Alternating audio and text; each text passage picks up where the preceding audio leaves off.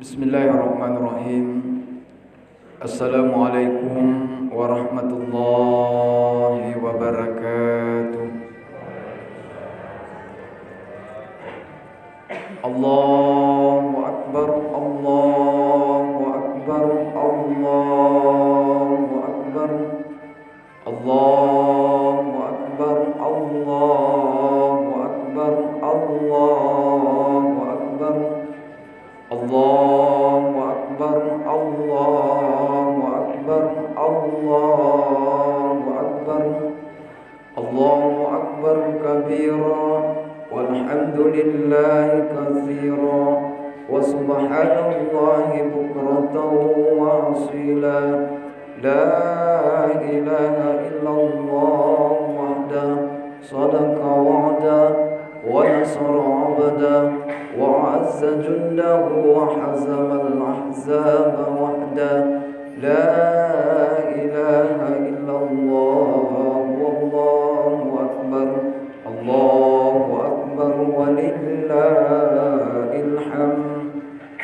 Alhamdulillah, alhamdulillahillazi an'amana bi ni'matil islam wal iman wa hiya a'dhamul ni'am. Asyhadu an la ilaha illallah wahdahu la syarika lah, lahul mulkul mubin, wa asyhadu anna sayyidina Muhammadan abduhu wa rasuluh.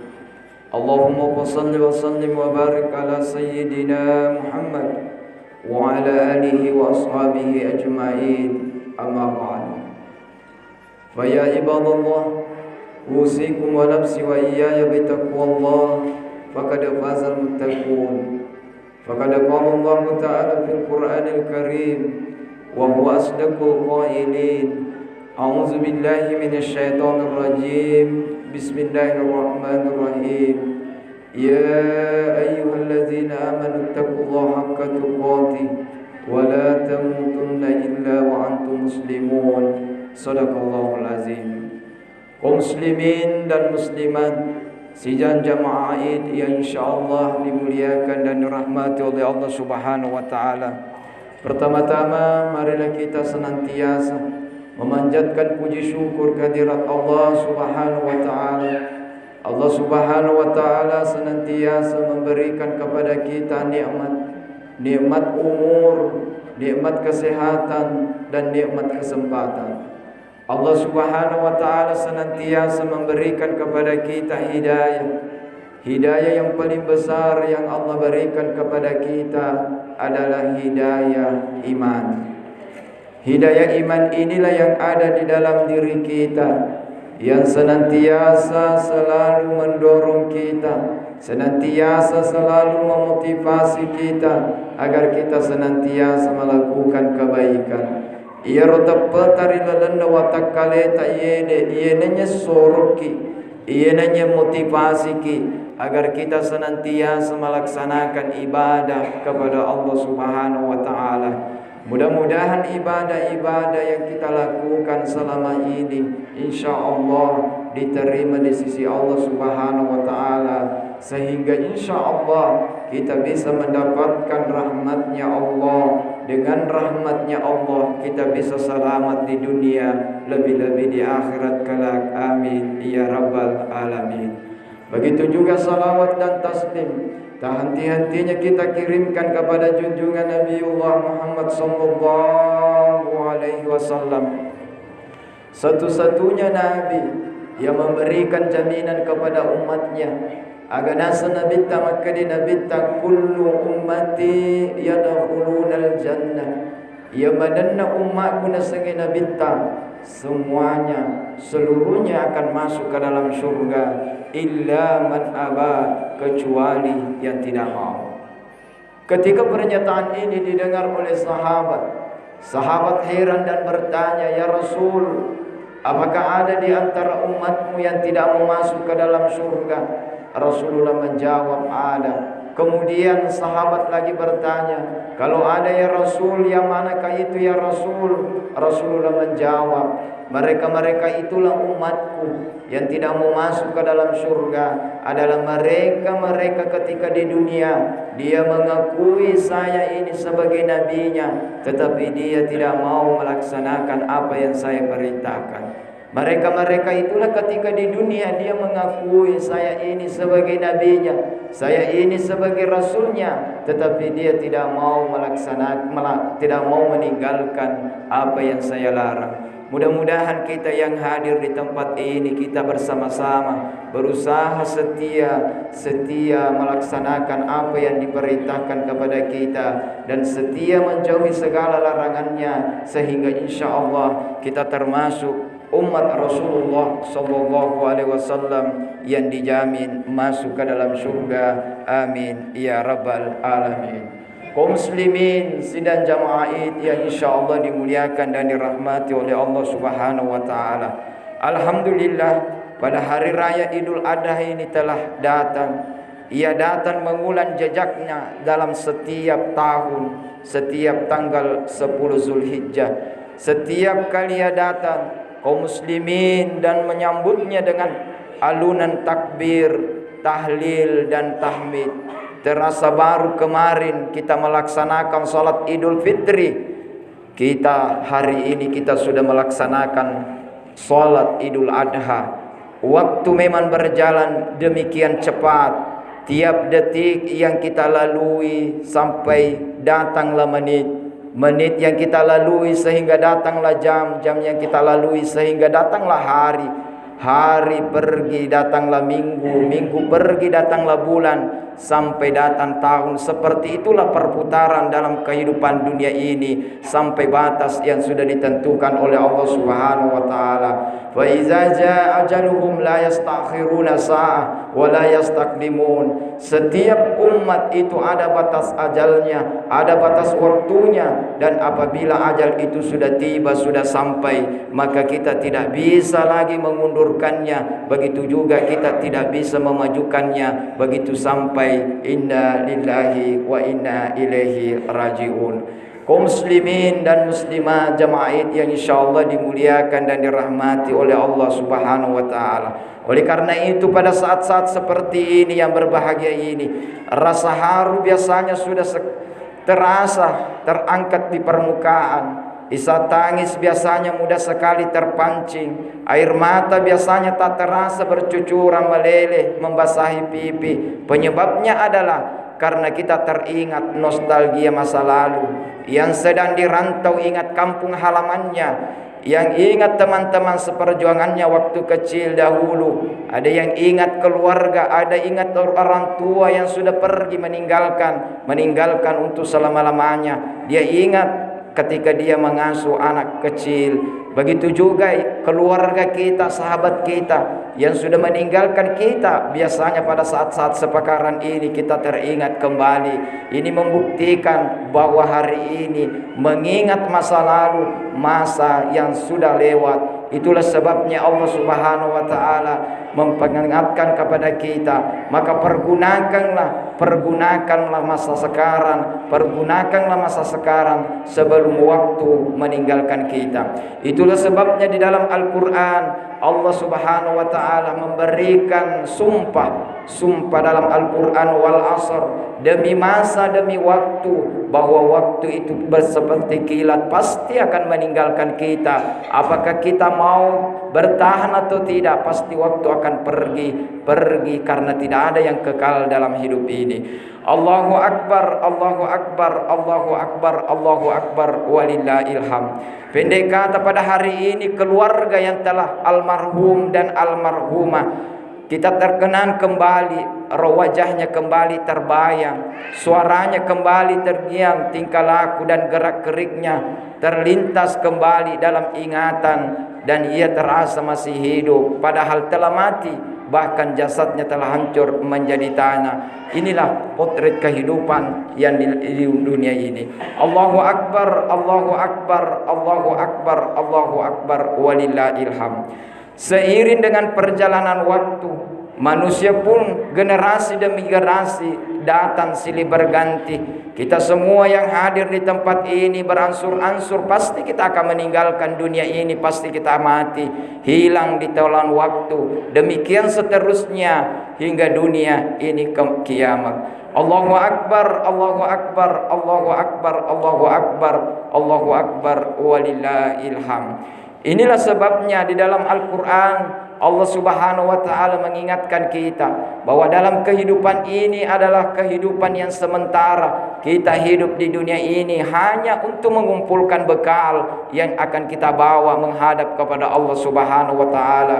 Wa tazawwadu fa inna khairaz zadi taqwa. Berbekallah, berbekallah, berbekallah. Sebaik-baik bekal itu adalah takwa, dan takwa itu nampak dari perbuatan ibadah yang kita lakukan. Nampak dari kebaikan yang kita lakukan. Mabecu ga yorodo decenge yarega malopo yoro decenge, pura dibantu tawe, pura ditolot tawede dan sebagainya. Semuanya itu adalah bekal pasti kita akan bawa menghadap kepada Allah Subhanahu wa Ta'ala. Begitu juga takwa itu juga nampak dari ibadah yang kita lakukan. Ibadah wajib yang kita lakukan itu adalah bekal. Salat berjamaah yang kita lakukan selama ini itu adalah bekal. Bacaan Al-Quran yang kita lakukan adalah bekal. Zikir kita, takbir kita, tahmid kita, tahlil kita itu adalah bekal. Mungkin ada yang memandang enteng takbir, tahmid dan tahlil, padahal agana satoban ritata. Takbirmu, tahlilmu, tahmidmu itulah nanti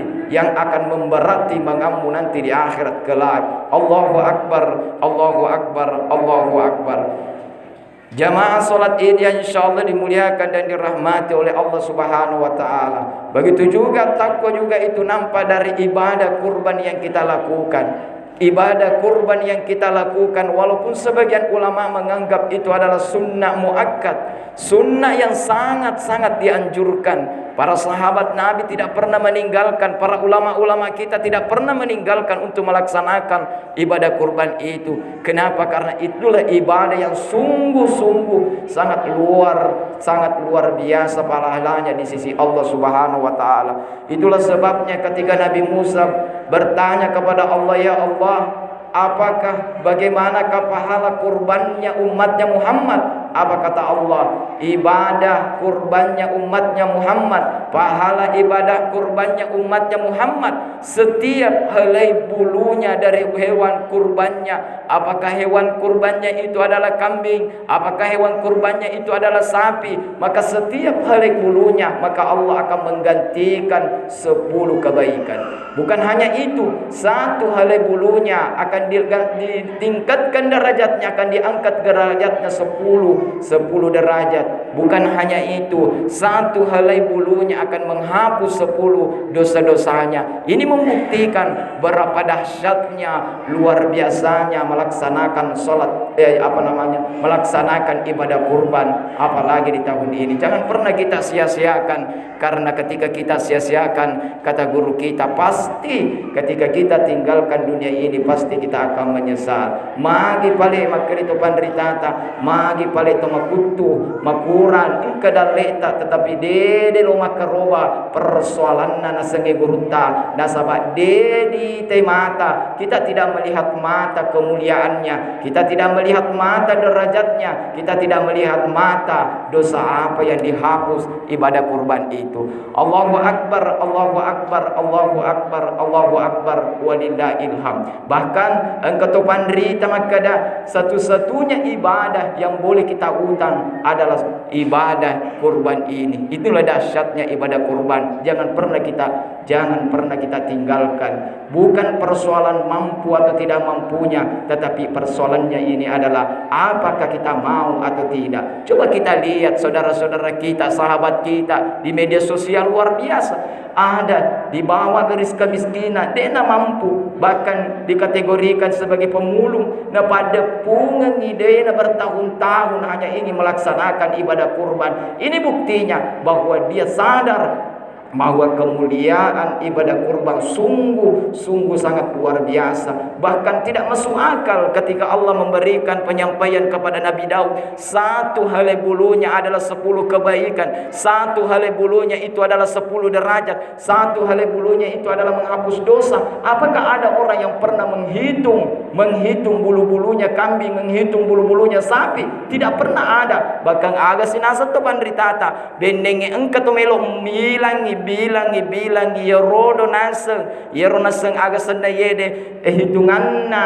bulu-bulunna ya robembe atau hewan kurbannya capui nasa separuh umurumu hanya untuk menghabiskan waktu untuk menghitung. Begitu mulianya ibadah kurban. Oleh karena itu berbanggalah kita oleh hari ini dipilih oleh Allah untuk melaksanakan ibadah kurban. Inilah kurban kita, kata Nabi. Kurban itu akan menyelamatkan orang yang ada di dunia, orang yang menyelamatkan orang ketika di dunia, dan lebih-lebih menyelamatkan nanti ketika nanti di akhirat kelak. Bahkan inilah nanti hewan kurban ini nanti yang akan menjemput kita ketika kita nanti dibangkitkan dari di alam barzah. Ketika dialah nanti yang akan membawa kita sampai ketika kita menghadap di hadapan Allah Subhanahu wa taala. Inilah saksi, bahkan inilah yang berzikir mendoakan kita sejak kita mati sampai ketika kita dibangkitkan. Allahumma ighfir lahu warhamhu wa'afihi wa'fu anhu.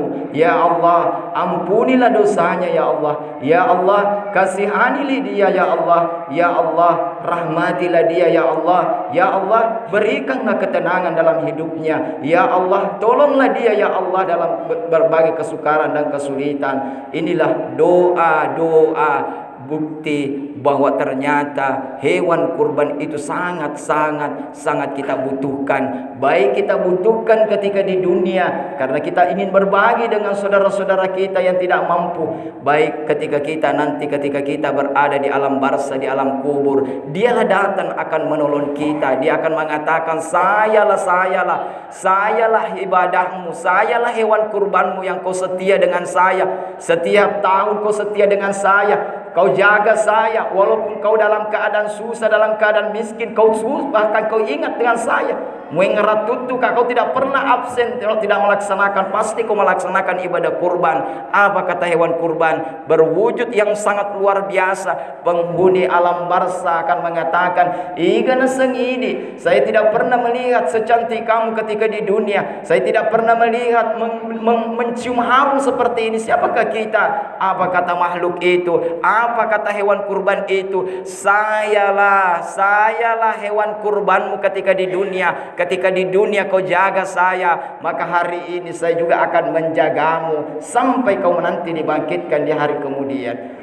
Jamaah yang insyaallah dimuliakan oleh Allah Subhanahu wa taala. Ibadah kurban juga itu merupakan ibadah yang sungguh luar biasa ketika di dunia karena kita bantu orang lain. Bukankah Nabi mengatakan, siapa yang mengeluarkan dari saudara seislamnya, seimannya dari keterpurukan, maka dia akan dikeluarkan oleh Allah Subhanahu wa taala. Siapa yang membantu orang yang sifatnya menginginkan bantuan, mengharapkan bantuan, ketika kita bantu, maka bantuan itu akan menghadap kepada Allah Subhanahu wa taala. Oleh karena itu jangan pernah kita berhenti untuk membantu, karena sebenarnya yang kita bantu itu adalah diri kita sendiri. Bahkan agana setopan ritata, hakikatnya orang miskin tidak butuh dengan kurban kita, tetapi kitalah yang butuh dengan orang miskin itu. Sama halnya dengan masjid. Masjid tidak pernah butuh dengan kita, tetapi kitalah yang butuh dengan masjid. Kenapa? Karena kita titipkan sebagian harta kita, kita titipkan hewan kurban kita kepada fakir miskin, kita titip, dan suatu saat nanti